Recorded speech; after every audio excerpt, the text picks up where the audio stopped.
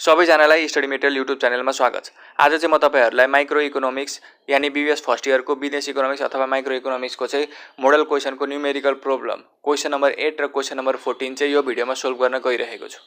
So यदि तपाई हाम्रो च्यानलमा नयाँ हुनुहुन्छ भने चाहिँ हाम्रो च्यानललाई चाहिँ सब्स्क्राइब गर्न चाहिँ नबिर्सनु होला। अब हामीले यहाँ क्वेशन नम्बर 8 मा चाहिँ क्वान्टिटी डिमान्डेड र क्वान्टिटी सप्लाइड भनेर क्यूडी र क्यूएस ले डिनोट गरेर देखाएको छ। जसमा चाहिँ क्यूडी भनेको 100 - 2p छ र क्यूएस भनेको 10 + 40p छ। त्यहाँ चाहिँ तपाईहरुलाई इक्विलिब्रियम प्राइस अथवा इक्विलिब्रियम क्वान्टिटी दुईटै फाइन्ड गर्न भनेको छ। यो न्यूमेरिकल गर्नुभन्दा अगाडि तपाईले यसको कन्सेप्ट बुझ्नुपर्ने हुन्छ। यदि तपाई मार्केट जानुभयो भने तपाई के देख्नुहुन्छ? तपाई क्वान्टिटी डिमान्डेड र क्वान्टिटी सप्लाइड देख्नुहुन्छ। यानी मान्छेहरु त्यहाँ आएर चाहिँ मलाई यो सामान चाहियो भनेर डिमान्ड गरेको देख्नुहुन्छ अथवा त्यो मानिसहरुले चाहिँ सामान बेचिरहेको देख्नुहुन्छ। यानी क्वान्टिटी सप्लाइड गरेको देख्नुहुन्छ। इक्विलिब्रियमको केसले के भन्छ भने जुन बेला क्वान्टिटी डिमान्डेड र क्वान्टिटी सप्लाई बराबर हुन्छ त्यो बेला चाहिँ इक्विलिब्रियम पोइन्ट हुन्छ भन्छ। इक्विलिब्रियमको केसले के भन्छ भने जुन बेला चाहिँ क्वान्टिटी अफ डिमान्ड चाहिँ क्वान्टिटी अफ सप्लाईसँग बराबर हुन्छ त्यो बेला चाहिँ इक्विलिब्रियम पोइन्ट निस्किन्छ भन्छ। यदि मार्केटमा चाहिँ 10 युनिट चाहिँ के छ डिमान्ड छ र यदि मार्केटले 10 वटा युनिट नै सप्लाई गर्न सक्छ भने त्यो बेला चाहिँ के हुन्छ प्राइस पनि इक्विलिब्रियम हुन्छ क्वान्टिटी पनि इक्विलिब्रियम हुन्छ भन्छ। हो त्यही रुल चाहिँ हामीले के गर्नुपर्छ यहाँ एप्लाई गर्नुपर्ने हुन्छ। पोइन्ट अफ इक्विलिब्रियमले के भन्दो रहेछ भने डिमान्ड र सप्लाई चाहिँ के हुनुपर्छ बराबर हुनुपर्छ। अब हामीले त यहाँ इक्विलिब्रियम प्राइस र इक्विलिब्रियम क्वान्टिटी निकाल्न भनेको छ। त्यही भएको कारणले गर्दाखेरि इक्विलिब्रियम प्राइस निकाल्दा हामीले के गर्नुपर्छ क्वान्टिटी डिमान्डेड र क्वान्टिटी सप्लाइडलाई के गर्नुपर्छ बराबर गर्नुपर्ने हुन्छ। त्यही भएर हामी के गर्छौं क्यूडी = क्यूएस। त्यो भनेको 100 - 20p = 100 + 40p। जसलाई चाहिँ हामीले सोलुसन गर्यौं भने हाम्रो प्राइस आउँछ 1.5। 1.5 चाहिँ के भयो हाम्रो इक्विलिब्रियम प्राइस भयो। अब हामीले त इक्विलिब्रियम क्वान्टिटी पनि निकाल्न भनेको छ। अब इक्विलिब्रियम क्वान्टिटी निकाल्न चाहिँ हामीले के गर्नुपर्छ क्वान्टिटी डिमान्डेड र क्वान्टिटी सप्लाइड दुईटै निकाल्नु पर्ने हुन्छ। अब हामीले प्राइसको भ्यालु चाहिँ क्वान्टिटी डिमान्डेड र क्वान्टिटी सप्लाईमा हाल्दियौं भने चाहिँ के हुन्छ दुईटैको भ्यालु निस्किन्छ। यानी p को ठाउँमा चाहिँ हामीले निकालेको प्राइसको भ्यालु हाल्दियौं भने क्वान्टिटी डिमान्डेड र क्वान्टिटी सप्लाइडको के हुन्छ भ्यालु निस्किन्छ। अब के गर्छौं हामी भ्यालु लगेर कहाँ हाल्छौं क्यूडी मा हाल्छौं। QD = 100 - 20p। अब के हुन्छ 100 - 20 * 1.5 हो। यसरी गरेपछि हाम्रो के आउँछ क्यूडी को भ्यालु 70 युनिट आउँछ। अब भ्यालु अफ क्यूएस पनि हामी त्यसरी नै निकाल्छौं। QS = 10 + 40p। के गर्छौं अब 10 + 40 * 1.5 गरेर चाहिँ के गर्छौं हामी क्यूएस को भ्यालु निकाल्छौं। अब तपाई त्यो देख्न सक्नुहुन्छ मैले अहिले के भने जुन बेला चाहिँ क्वान्टिटी डिमान्डेड र क्वान्टिटी सप्लाई बराबर आउँछ त्यो बेला चाहिँ हाम्रो के आउँछ इक्विलिब्रियम प्राइस आउँछ। अब हाम्रो क्वान्टिटी डिमान्डेड 70 आयो क्वान्टिटी सप्लाई पनि 70 आयो भनेपछि क्वान्टिटी डिमान्डेड र क्वान्टिटी सप्लाई बराबर आयो। त्यो अवस्थामा के आयो हाम्रो इक्विलिब्रियम प्राइस आयो। कति आयो भन्दाखेरि अघि हामीले निकालिहाल्यौं 1.5 आयो। हो यसरी चाहिँ हामी के गर्न सक्छौं हाम्रो एन्सर राइट भयो या रङ भयो भन्ने कुरा पनि थाहा पाउन सक्छौं। अब हामी हेर्छौं क्वेशन नम्बर 14। क्वेशन नम्बर 14 मा तपाई देख्न सक्नुहुन्छ तपाईलाई त्यहाँ आउटपुट 0 देखि 8 सम्म दिएको छ। टोटल फिक्स्ड कस्ट भनेर 0 आउटपुट हुँदाखेरि 200 रुपैयाँ दिएको छ र तपाईलाई टोटल भेरिएबल कस्ट सबै दिएको छ। त्यो 0 युनिटमा खाली भनेको त्यहाँ के हुन्छ टोटल भेरिएबल कस्ट हुँदैन भन्ने कुरा तपाईले बुझ्नु पर्यो। यदि तपाईलाई टोटल कस्ट दिएको छैन भने अब तपाई हेर्न सक्नुहुन्छ टोटल कस्ट कुनै पनि दिएको छैन, एएफसी पनि दिएको छैन, एबीसी पनि दिएको छैन, एसी पनि दिएको छैन, एमसी पनि दिएको छैन। अब हामीले के गर्नुपर्छ त्यो टेबललाई कम्प्लिटली फिल गर्नुपर्ने छ। क्वेशनले हामीलाई त्यही भनेको छ र हामीले चाहिँ अब क्वेशनले चाहिँ एभरेज कस्ट र मार्जिनल कस्टको रिलेसन पनि देखाउनु भनेको छ। न्यूमेरिकल सोल्भ गर्नुभन्दा अगाडि तपाईले के गर्नुपर्छ त्यो माथिका टर्महरुले भन्न खोजेको कुराहरु के हो त जस्तै TFC, TBC, TC, AFC, ABC, AC, MC ले के भन्न खोजिरहेको छ त त्यो कुरा चाहिँ तपाईले के गर्नुपर्छ बुझ्नुपर्ने हुन्छ। टीएफसी भनेको चाहिँ टोटल फिक्स्ड कस्ट। तपाईले यहाँ के कुरा बुझ्नुपर्छ भने जतिसुकै लेभलको आउटपुट होस् जतिसुकै लेभलमा आउटपुट चेन्ज होस् तर के हुन्छ टोटल फिक्स्ड कस्ट सधैँभरि एउटै रहिरहन्छ। त्यो भनेको it remain constant with respect to change in level of output. Output 0 देखि 1 होस् 1 देखि 2 होस् 2 देखि 3 होस् 3 देखि 4 होस् टोटल फिक्स्ड कस्ट सधैँभरि एउटै नै भइरहन्छ। अब तपाईले 0 लेभल अफ आउटपुटमा टीएफसी 200 दिएको छ। यसको मतलब के हो भने टीएफसी सधैँभरि 200 नै भइरहेको छ। टीएफसी सधैँभरि 200 नै भइरहेको छ। त्यही भएको कारणले गर्दा अब तपाईले के गर्नुपर्छ टेबल फिल गर्नुपर्छ। त्यही भएर टीएफसी को 0 देखि 8 युनिट सम्म तपाईले के लेख्नुहुन्छ 200 लेख्नुहुन्छ जुन कुरा मैले तपाईलाई त्यहाँ फिल गरेर देखाइदिसकेको छु। अब टीबीसी को भ्यालु तपाईलाई दिइसकेको छ त्यही कुरा टीबीसी मा तपाईले राख्नुपर्ने हुन्छ। टिबिसी भनेको चाहिँ टोटल भेरिएबल कस्ट हो। यो चाहिँ के हुन्छ, आउटपुट चेन्ज हुँदै पछि त्यसको एमाउन्ट पनि तपाईँ त्यहाँ चेन्ज भएको देख्न सक्नुहुन्छ। जस्तै 1 लेभलमा हुँदा 50 रुपिस थियो भने 2 लेभलमा 90 छ, 3 लेभलमा 120 छ।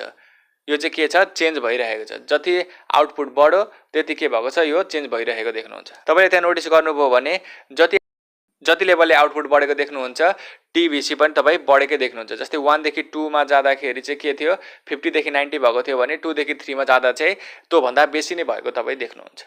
यानि आउटपुट बढ्यो भने टोटल भेरिएबल कस्ट पनि बढ्ने गर्छ। यानि तपाईँले यहाँ के कुरा बुझ्नुपर्ने हुन्छ भने आउटपुट बढ्यो भने टोटल भेरिएबल कस्ट पनि बढ्ने गर्छ, आउटपुट घट्यो भने टोटल भेरिएबल कस्ट पनि के हुन्छ, घट्ने गर्छ। हो, यो कुरा तपाईँले यहाँ बुझ्नुपर्ने हुन्छ। अब आउँछ अर्को टिसी। टिसी भनेको टोटल कस्ट। अब हामी टोटल कस्ट कसरी निकाल्ने त भन्दा टोटल कस्ट भनेको चाहिँ टोटल फिक्स्ड कस्ट र टोटल भेरिएबल कस्टको चाहिँ सम हो। हामीले चाहिँ टोटल फिक्स्ड कस्ट र टोटल भेरिएबल कस्ट दुईटैलाई जोड्यौँ भने चाहिँ टोटल कस्ट आउने गर्छ। हो, यही कुरा चाहिँ तपाईँले त्यो टेबल भर्दाखेरि चाहिँ यही कुरा एप्लाई गरेर चाहिँ तपाईँले त्यो टेबल भर्नुपर्ने हुन्छ। अब टिसीको खाली ठाउँमा के भर्ने त भन्दाखेरि टिएफसी प्लस टिबिसी गरेर भर्ने। टिएफसी फर्स्टमा अब तपाईँ त्यहाँ देख्न सक्नुहुन्छ आउटपुट 0 हुँदा टिएफसी 200 छ, टिबिसी केही पनि छैन भनेपछि टिएफसी प्लस टिबिसी भनेको 200 प्लस 0 गर्दा 200 हुन्छ। हो, त्यसरी टिएफसी प्लस टिबिसी गऱ्यौँ भने हाम्रो टिसी आउँछ। जस्तै अर्को 1 लेभल अफ आउटपुटमा हेर्न सक्नुहुन्छ 200 छ, टिबिसी 50 छ, यानि 200 प्लस 50 250, 200 प्लस 90 290, 200 प्लस 120 320, 200 प्लस 140 340। हो, यसरी नै तपाईँले टिएफसी प्लस टिबिसी गर्नुभयो भने टिसी आउने गर्छ। अब आयो अर्को हाम्रो एएफसी। एएफसी भनेको एभरेज फिक्स्ड कस्ट। यदि टोटल फिक्स्ड कस्टलाई चाहिँ हामीले आउटपुटले डिभाइड गरिदिउँ भने एभरेज फिक्स्ड कस्ट आउने गर्दछ। 200/0 भनेको केही पनि हुँदैन, तपाईँले ड्यास दिनु पर्यो, त्यो इन्फिनिटी आउँछ, त्यही भएर तपाईँले त्यहाँ केही लेख्न पाउनुहुन्न, ड्यास दिनु पर्यो। अब 1 लेभलमा चाहिँ के हुन्छ, 200/1 200, 200/2 200/2 100, 200/3 66.67, 200/4 50। हो, यसरी चाहिँ तपाईँले टोटल फिक्स कस्टलाई चाहिँ आउटपुटले डिभाइड गर्दै जानुपर्छ। हरेक पालीको टोटल फिक्स कस्टलाई हरेक पालीको आउटपुटले के गर्नुपर्छ, डिभाइड गर्दै त्यसको भ्यालु चाहिँ तपाईँले एएफसीमा राख्नुपर्ने हुन्छ। अब आउँछ अर्को एभिसी। एभिसी भनेको एभरेज भेरिएबल कस्ट। त्यसको फर्मुला भनेको चाहिँ total variable cost by output. अब के गर्ने, टोटल भेरिएबल कस्टलाई चाहिँ आउटपुटले डिभाइड गर्ने। अहिले टिएफसीलाई गरे जस्तै अब तपाईँले टिबिसीलाई चाहिँ आउटपुटले गर्नु पर्यो। यानि फर्स्टको त तपाईँको केही नै भएन, तपाईँले ड्यास दिइहाल्नु पर्यो। सेकेन्डदेखि भनेको 50/1 90/2 120/3 गर्दै तपाईँले भ्यालु लेख्दै जानु पर्यो, जुन हुन्छ 50 45 र 40। हो, यदि तपाईँले चाहिँ टोटल भेरिएबल कस्टलाई आउटपुटले डिभाइड गर्नुभयो भने चाहिँ एभरेज भेरिएबल कस्ट आउँछ। हो, त्यसरी तपाईँले सबैलाई डिभाइड गर्दै सबैको ठाउँमा चाहिँ एभरेज भेरिएबल कस्टको त्यहाँ भ्यालु भर्दै जानुपर्ने हुन्छ। त्यसरी एभरेज भेरिएबल कस्ट आउँछ। अब आउँछ अर्को हाम्रो एसी। एसी भनेको एभरेज कस्ट अथवा त्यसलाई एभरेज टोटल कस्ट भन्न सक्नुहुन्छ। अब त्यसको फर्मुला भनेको चाहिँ total cost divide by output. यानि टोटल कस्टमा दिएका सबै भ्यालुलाई चाहिँ त्यो क्वान्टिटी अफ आउटपुटले डिभाइड गर्दै जानुपर्छ। फर्स्टको त केही भएन, तपाईँले त्यहाँ ड्यास दिइहाल्नु पर्यो। सेकेन्ड भनेको चाहिँ 250/1, थर्ड भनेको सेकेन्ड भनेको 250/1, थर्ड भनेको 290/2, फोर्थ भनेको 320/3, फिफ्थ भनेको 340/4। हो, त्यो जति भ्यालु आउँछ त्यति चाहिँ तपाईँले त्यो एसीमा चाहिँ राख्दै जानुपर्ने हुन्छ। र एसी भनेको चाहिँ एभरेज कस्ट अथवा त्यसलाई एभरेज टोटल कस्ट भन्न सक्नुहुन्छ। अब आउँछ कुरा एमसी। एमसी भनेको चाहिँ मार्जिनल कस्ट। यसलाई चाहिँ हामीले के बुझ्नुपर्छ, change in total cost by change in output. अब फर्स्टमा पनि मार्जिनल कस्ट त केहीले पनि चेन्ज नभएको कारणले गर्दा तपाईँले त्यहाँ ड्यास दिनै पर्यो। तपाईँले त्यहाँ टोटल कस्ट हेर्नुपर्ने हुन्छ, 200 250 290 320। त्यहाँ टोटल कस्टमा हेर्नु भने तपाईँ त्यही देख्न सक्नुहुन्छ। अब 0 लेभलदेखि 1 लेभल अफ आउटपुटमा जाँदाखेरि आउटपुट कतिले चेन्ज भयो त भन्दा आउटपुट 1ले। भनेपछि तपाईँ त्यहाँ देख्न सक्नुहुन्छ हरेक पालि आउटपुट 1ले नै चेन्ज भइरहेको छ। अब तपाईँले टोटल कस्ट हेर्नुपर्ने हुन्छ, टोटल कस्ट अब कतिले चेन्ज भइरहेको छ त। अब 0 देखि तपाईँ 1 मा आउँदा टोटल कस्ट कतिले चेन्ज भएको छ त। 0 मा 200 थियो, 1 मा 250 छ, भनेपछि कतिले चेन्ज भएको छ, 50ले चेन्ज भएको छ। अब यसको फर्मुला के हो, change in total cost by change in quantity अथवा change in output. Change in total cost भनेपछि टोटल कस्टमा कतिले चेन्ज भयो त, 50ले चेन्ज भयो। अब आउटपुट कतिले चेन्ज भयो त, 0 देखि 1 मा पुग्दाखेरि 1ले चेन्ज भयो। 50/1 कति हुन्छ, 50 हुन्छ। त्यही भएर मार्जिनल कस्टमा त्यो 1 मा 50 भएर आएको। सेम त्यसरी नै 250बाट 290 मा जाँदाखेरि कतिले चेन्ज भएको छ त, टोटल कस्ट भन्दाखेरि टोटल कस्ट चाहिँ त्यहाँ 40ले चेन्ज भएको छ। अब आउटपुटमा तपाईँ हेर्न सक्नुहुन्छ 1 देखि 2 मा जाँदाखेरि कतिले चेन्ज भएको छ, 1 ले नै चेन्ज भएको छ।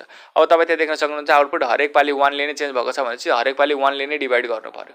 यानी 1 ले चाहिँ कसैलाई डिभाइड गर्दैछ भने जति भ्यालु हो त्यति नै भ्यालु आउने गर्छ। त्यही भएर तपाईँले के गर्नुपर्छ, टोटल कस्ट कतिले चेन्ज भएको छ त्यही कुरा तपाईँले मार्जिनल कस्टमा लेख्नुपर्ने हुन्छ। जस्तै अब फर्स्टमा 200 देखि 250 मा आउँदा 50 ले चेन्ज भएको थियो, त्यही भएर 50 लेख्यौँ। 250 देखि 290 मा आउँदा 40 ले चेन्ज भएको छ, 40 लेख्यौँ। 290 देखि 320 मा आउँदा 30 ले चेन्ज भएको छ, 30 लेख्यौँ। हो यसरी कसरी चेन्ज भइरहेको छ त्यो कुरा तपाईँले मार्जिनल कस्टमा लेखेर मार्जिनल कस्टमा चाहिँ तपाईँले लेख्नुपर्ने हुन्छ। यति गरिसकेपछि हाम्रो के हुन्छ, टोटल टेबल चाहिँ कम्प्लिटली फिल हुन्छ। अब तपाईँलाई क्वेसनले अर्को कुरा पनि सोधेको छ, तपाईँलाई चाहिँ एभरेज कस्ट र मार्जिनल कस्टको चाहिँ रिलेसन पनि देखाऊ भनेर सोधेको छ। अब त्यो टेबल हेरेर चाहिँ तपाईँले यसको रिलेसन बताउनु पर्ने हुन्छ। तपाईँ टेबलमा जे देख्नुहुन्छ त्यही कुरा चाहिँ एक्सप्लेन गर्नुपर्ने हुन्छ। अब टेबलमा तपाईँले के देख्नुभयो त, एभरेज कस्ट र मार्जिनल कस्ट दुइटै चाहिँ केबाट, टोटल कस्टबाट चाहिँ बनेको कुरा देख्नुभयो। किनकि एभरेज कस्ट भनेको टोटल कस्ट बाई आउटपुट हो, मार्जिनल कस्ट भनेको change in total cost by change in output हो। भनेपछि दुइटै कुरा बन्नको लागि चाहिँ के हुन्छ, टोटल कस्ट चाहिन्छ। त्यही भएको कारणले गर्दा यसको फर्स्ट रिलेसन भनेको मार्जिनल कस्ट र एभरेज कस्ट चाहिँ दुइटै टोटल कस्टबाट बनेका हुन् भन्ने कुरा आयो। तपाईँ अर्को कुरा के देख्न सक्नुहुन्छ भने जब आउटपुट बढिरहेको छ, जस्तै 1 देखि 2, 2 देखि 3 भएर बढिरहेको छ, तब एभरेज कस्ट चाहिँ के भइरहेको देख्नुहुन्छ, तपाईँ घटिरहेको देख्नुहुन्छ र मार्जिनल कस्ट पनि के भइरहेछ, सँगसँगै घटिरहेको छ।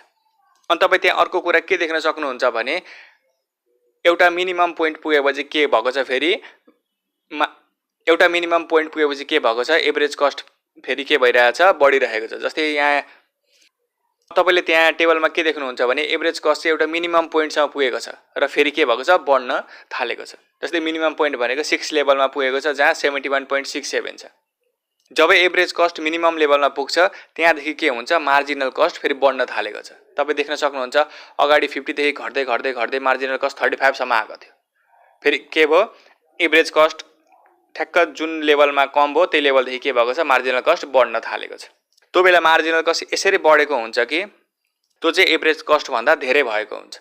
जस्तै तपाईँ देख्न सक्नुहुन्छ अब त्यहाँ 72.86 भएको छ, त्यो बेला के भएको छ, मार्जिनल कस्ट 80 भएको छ। 75 हुँदा मार्जिनल कस्ट 90 भएको छ, यानि एभरेज कस्टभन्दा मार्जिनल कस्ट चाहिँ के भएको छ, बढेको छ। हो त्यही कुरालाई चाहिँ तपाईँले के गर्नुपर्छ, इङ्ग्लिसमा लेख्नुपर्छ। अब कसरी लेख्ने त भन्दाखेरि मैले त्यहाँ देखाइहालेँ, both marginal cost and average cost are derive from total cost भनेर लेख्नु पर्यो। तिनीहरूसँग चाहिँ युनिक रिलेसनसिप छ, they bear unique relationship. The relationship between MC and AC can be stated as under When AC falls with increase in output, MC is lower than AC. त्यही हो मैले भनेकै कुरा। जब आउटपुट लेभल बढ्छ average cost चाहिँ के हुन्छ, घटिरहेको छ। त्यो बेला चाहिँ के छ, MC is lower than AC। MC चाहिँ AC भन्दा चाहिँ तपाईँ के गर्न सक्नुहुन्छ, त्यहाँ कम देख्न सक्नुहुन्छ। तिनीहरूको भ्यालु चाहिँ कम देख्न सक्नुहुन्छ। AC ठुलो, MC सानो भएको देख्न सक्नुहुन्छ। 2 नम्बरमा तपाईँ देख्न सक्नुहुन्छ when AC rises with increase in output, marginal cost is higher than AC। जब मिनिमम पोइन्टमा AC पुगेर बढ्न थाल्यो, जस्तै 71.67 मा चाहिँ AC कम भएको छ अनि 72 अनि 75 हुँदै AC बढेको छ। हो त्यो बेला चाहिँ के भएको छ, मार्जिनल कस्ट चाहिँ AC भन्दा बढी भएको देख्न सक्नुहुन्छ। जस्तै अब 72.86 AC छ भने MC तपाईँ 80 देख्न सक्नुहुन्छ, AC 75 हुँदा MC 90 देख्न सक्नुहुन्छ।